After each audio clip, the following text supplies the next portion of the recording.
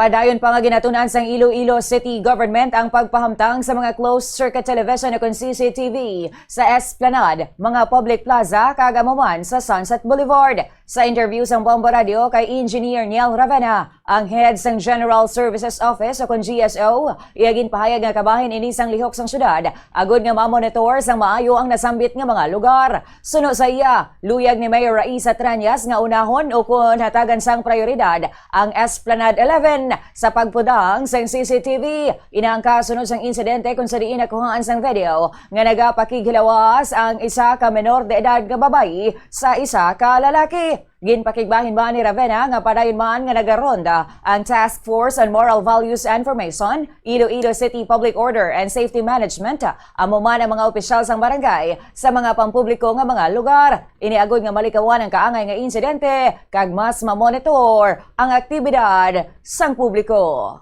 Na-expedite din ni Mayor kay para maprotektahan ang aton ng mga parks and public plaza kasi nagadamo ang mga incident nga parehas ini. So not only on Esplanade 11 but pati sa Sunset Boulevard and public plaza.